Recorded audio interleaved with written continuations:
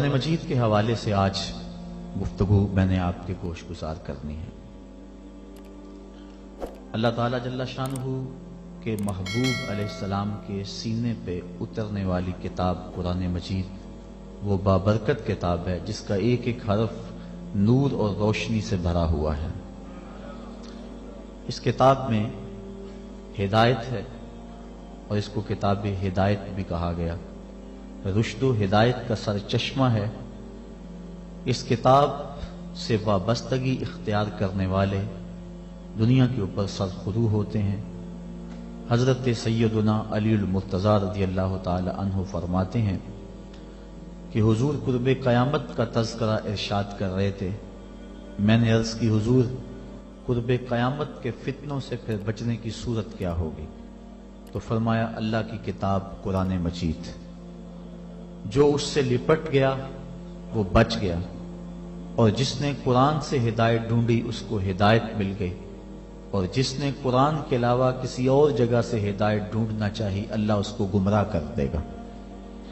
تو یہ قرآن ہدایت کا سرچشمہ ہے، روشنیوں کا منبع ہے۔ اس کا ایک ایک حرف، ایک ایک لفظ صداقتوں پہ مشتمل ہے۔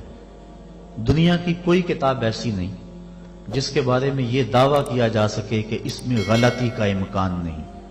بڑے سے بڑا مصنف بھی کتاب لکھتا ہے تو اس کی ابتدائیے میں یا اس کے آخر میں یہ بات ضرور لکھتا ہے کہ میری کتاب میں کسی طرح کی کوئی غلطی پائیں تو مجھے مطلع کر دیں تاکہ آئندہ اس کی اصلاح کی جا سکے۔ لیکن قرآن وہ ہے کہ کھولو تو پہلی بات یہ ملے گی ذالک الکتاب لا ریب فیہ، کوئی غلطی ہے تو بتاؤ، اس میں غلطی نام کی گنجائش تک نہیں۔ یہ صرف دعویٰ قرآن کا ہے، اور قرآن کے علاوہ کسی کتاب کے بارے میں آپ کو یہ دعویٰ نہیں ملے گا۔ حضرت امام شافعی رحمۃ اللہ تعالی علیہ نے ایک کتاب لکھی اور ایک شاگرد کو کہا کہ اس کو میرے سامنے پڑھو۔ جب اس نے پڑھا تو آپ اس کی کئی غلطیوں پر متنبہ ہوئے کہ اس لفظ کی بجائے یہ لفظ ہوتا تو کیا خوب تھا، اس حرف کی بجائے یہ حرف ہوتا تو کیا اچھا تھا۔ تغیر و تبدل کرتے رہے۔ اگلے دن فرمایا پھر پڑھو، اس نے پھر پڑھا، پھر نئی غلطیوں پر متنبہ ہوئے۔ اس طرح 70 مرتبہ وہ کتاب آپ کے سامنے پڑھی گئی، 70 مرتبہ اس کی غلطیوں پر مطلع ہوئے۔ پھر اس کے بعد فرمایا داہو، چھوڑ دو، شافی کی کتاب اس قابل نہیں ہے کہ اس میں غلطی کی گنجائش نہ رہے۔ یہ اعزاز صرف اللہ کی کتاب قرآن مجید کو حاصل ہے کہ اس میں غلطی کی گنجائش اور غلطی کا امکان موجود نہیں ہے۔ یہ صرف کتاب اللہ ہے قرآن مجید کہ جس میں غلطی کا امکان تک نہیں ہے۔ اور دنیا کے بڑے بڑے دانشور، دنیا کے بڑے بڑے ادیب، شاعر، ان کو بطور تحدی یہ کہا گیا اگر اس کتاب میں تم شک پاتے ہو جو ہم نے اپنے بندہ خاص پہ نازل کی تو اس کی مثل ایک صورت ہی لا کے دکھاؤ۔ تو پھر آج تک کوئی نہیں لا سکا، ممکن ہی نہیں ہے۔ ممکن ہوتا تو کوئی ضرور محنت کرتا۔ الاتقان فی علوم القرآن کے اندر امام سیوطی لکھتے ہیں اگر قرآن کی مثل لایا جانا ممکن ہوتا تو بدر اور احد کی لڑائیاں نہ ہوتی۔ سیدھی سی بات تھی کہ قرآن کی مثل لے آتے، لیکن قرآن کی مثل ممکن ہی نہیں۔ اگر کوئی نظم جوڑنے کی کوشش بھی کرے تو وہ بے تکے لفظ ہوں گے۔ قرآن کی معنویت اور قرآن کی عظمت کو کوئی چھو بھی نہیں سکتا۔ جس طرح کہ پچھلے دنوں کے اندر ڈاکٹر شوروش نے الفرقان الحق کے نام سے 7 سال کی محنت سے ایک کتاب تیار کر کے دعویٰ کیا کہ میں نے قرآن کے مقابلے میں یہ کتاب لوگوں کو پیش کی ہے۔ یہودی لابی اس کتاب کے فروغ کے لیے کروڑوں ڈالر صرف کر رہی ہے۔ انٹرنیٹ پہ وہ کتاب آپ کو دستیاب ہوگی۔ میں نے بھی اس کی پہلی سورت جس کا نام اسے رکھا ہے سورۃ البسم اللہ، اس کو دیکھا ہے تو مجھے متنبی یاد آ گیا۔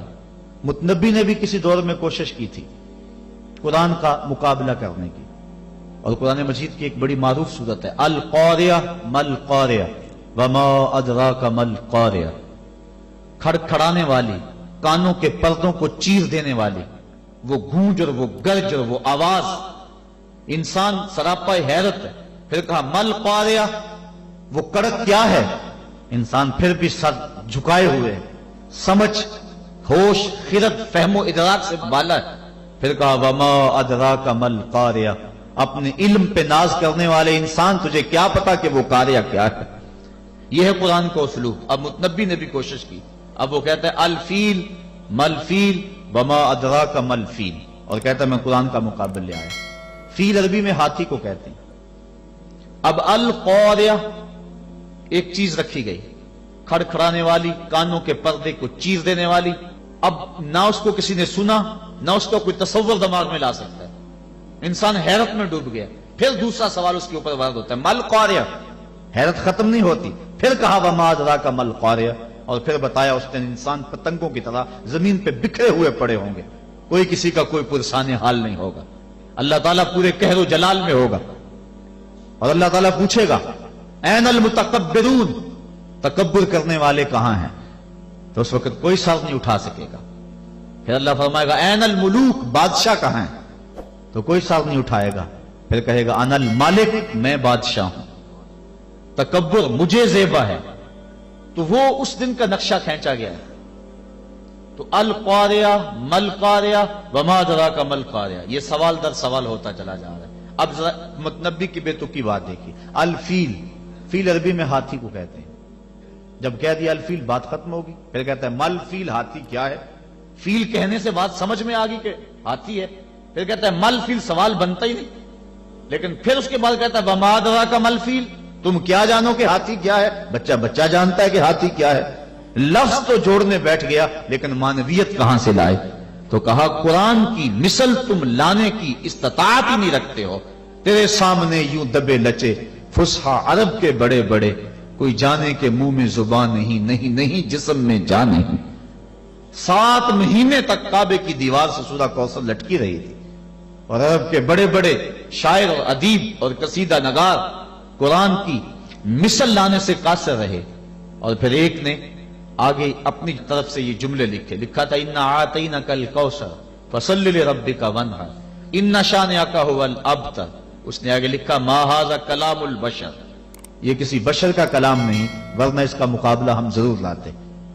دور دراز سے ایک شاعر آیا، اس نے دیکھا، اشش کر اٹھا، لیکن جب اس چوتھے جملے پہ آیا تو حیران ہو گیا۔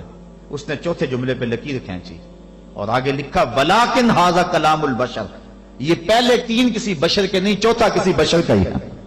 یہ قرآن کا اعجاز ہے کہ قرآن کی مثل کا لایا جانا ممکن نہیں ہے۔ قرآن کی اخبار و اخبار غیبیہ، قرآن نے جو کہا اس کی صداقتیں حرف بحرف ثابت ہو رہی۔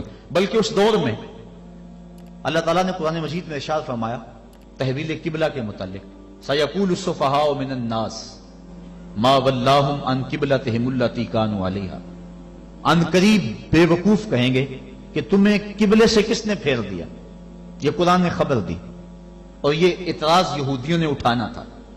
اب قرآن نے کہا ان قریب بے وقوف کہیں گے کہ تمہیں قبلے سے کس نے پھیر دیا۔ پہلے بیت المقدس کی طرف منہ کر کے نماز پڑھتے تھے، اب کعبۃ اللہ کی طرف منہ کر کے نماز پڑھتے ہو، تو کس نے پھیرا، کیوں تم اس سے پھر گئے؟ یہ اعتراض کریں گے۔ یہ اللہ تعالیٰ نے قرآن مجید میں بیان فرمایا۔ اب انہوں نے ابھی اعتراض کیا نہیں، ابھی اعتراض کریں گے۔ قرآن نے پہلے بیان کر دیا، اور یہودی اسلام کی مخالفت میں ایڑی چوٹی کا زور لگاتے تھے اور کوشش کرتے تھے کوئی موقع خالی نہ جائے۔ اب یہ ان کے لیے موقع تھا۔ قرآن نے کہا تھا ان قریب کہیں گے بے وقوف کہ تمہیں قبلے سے کس نے پھیرا، تو یہ کس نے کہنا تھا؟ یہودیوں نے کہنا تھا۔ یہودی کہتے ہی نہ، ان کے دل میں اعتراض آتا بھی تو زبان پہ نہ لاتے، اور پھر کہتے لوگ قرآن نے تو کہا تھا کہ لوگ کہیں گے، ہم نہیں کہہ رہے، لہذا قرآن کی بات غلط ہو گئی۔ ایسا ہو سکتا تھا۔ اور پھر یہ نہیں کہ اس کا جواب یہ دے دیا جاتا تم نہیں کہو گے تو کل آنے والی صدیوں میں لوگ کہیں گے۔ لفظ ہیں سیقول السفہاء، سین اور صوفہ یہ مستقبل قریب کے لیے آتے ہیں، یہ نہیں ہے کہ دور جا کے کہیں گے، ان قریب کہیں گے۔ سیقولو، ان قریب کہیں گے، تو وہ اگر نہ کہتے رک جاتے اور پھر کہتے یہ دیکھو قرآن نے کہا کہ ان قریب کہیں گے، اب کون کہہ رہا ہے؟ کہنا تو انہوں نے نہیں تھا، تو اپنی زبان کو روک لیتے، لیکن روک نہیں سکے۔ یہ قرآن کی صداقت ہے، جو انہوں نے کہنا تھا قرآن نے پہلے ہی بیان کر دیا۔ اور ایک آج بھی بات ہے، اللہ تعالیٰ نے یہودیوں کے بارے میں قرآن میں بیان فرمایا کہ یہ بڑی باتیں کرتے ہیں، لیکن قرآن کہتا ہے کہ یہ موت کی آرزو نہیں کر سکتے۔ وَلَن يَتَمَنَّوْهُ أَبَدًا، آج ہی نہیں، کل ہی نہیں، کبھی بھی قیامت تک یہ موت کی آرزو نہیں کر سکتے۔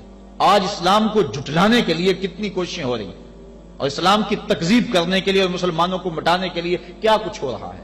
قرآن مجید کی آیت ان کو بھی نظر آتی ہے تو وہ تمنا کر لیں کسی فورم پہ آ کے کہ قرآن تو کہتا ہے یہودی موت کی آرزو نہیں کر سکتے، ہمیں موت کی تمنا ہے، ہم مرنا چاہتے ہیں، ہمارے دل میں امنگ ہے مرنے کی۔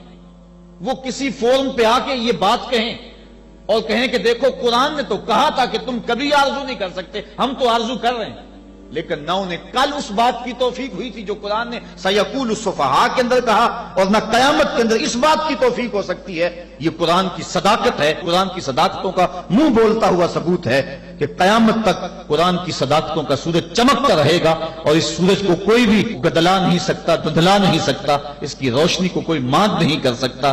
یہ اللہ کی وہ سچی کتاب ہے، اللہ کی وہ پاکیزہ اور مطہر کتاب ہے جو حجت بھی ہے اور ضابطہ اخلاق بھی ہے اور ضابطہ حیات بھی ہے۔ دنیا کے اوپر جتنی بھی کتابیں نازل ہوئی ہیں وہ ضابطے تو ہیں لیکن حجت نہیں ہے، لیکن ہمارے نبی ہمارے آقا و مولا صلی اللہ علیہ وسلم کے اوپر جو کتاب نازل ہوئی ہے یہ حجت بھی ہے، دلیل بھی ہے۔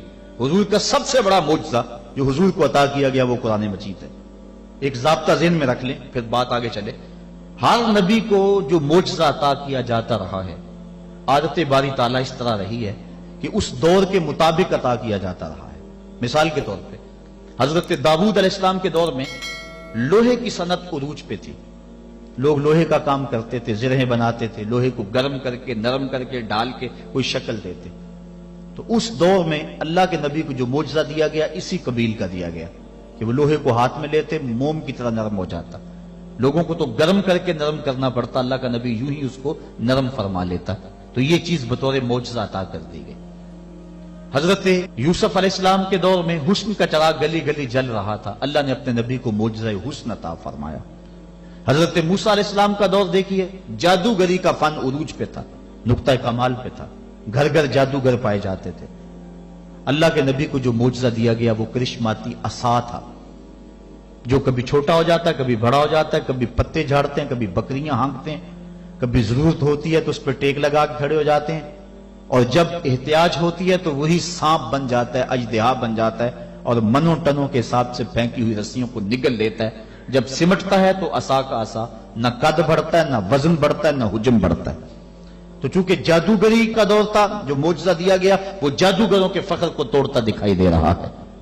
حضرت صالح علیہ السلام کے دور میں لوگ پتھر سے چیزیں بنانے کے عادی تھے، لیکن اللہ نے جو نبی کو معجزہ دیا وہ پتھر سے زندہ اونٹنی نکال کے دکھا دی۔ حضرت عیسیٰ علیہ السلام کا دور دیکھ لیجئے، یہ طب کے عروج کا دور ہے۔ طب یونانی نے درجہ کمال حاصل کر لیا، ہر مرض کی تدبیر، تشخیص، علاج، معالجہ دریافت کر لیا گیا تھا، لیکن 3 امراض کا ان کے پاس علاج نہیں تھا۔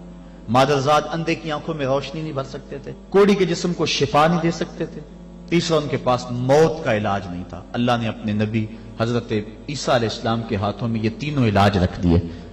وہ مادرزاد اندھے کی آنکھوں پہ ہاتھ رکھتے ہیں، اس میں روشنی آ جاتی ہے، کوڑی کے جسم کو ہاتھ پھیرتے ہیں، اس کو شفا مل جاتی ہے، اور مردے کو ٹھوکر مارتے ہیں، وہ اٹھ کے باتیں کرنے لگ جاتا ہے۔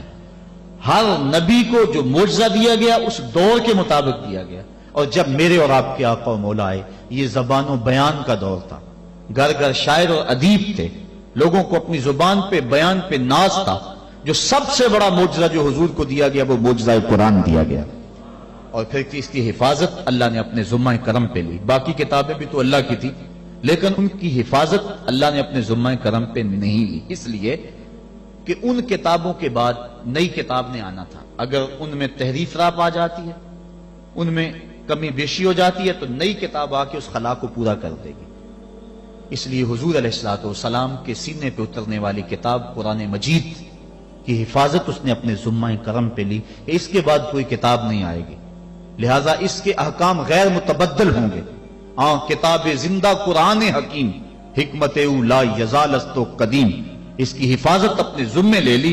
قیامت تک آنے والی نسلوں کے دکھوں کا مداوع اس ایک کتاب قرآن مجید کے اندر رکھ دیا، اور اس کتاب سے وابستہ ہونے والا، اس سے روشنی اور نور لینے والا محروم نہیں رہ سکتا ہے۔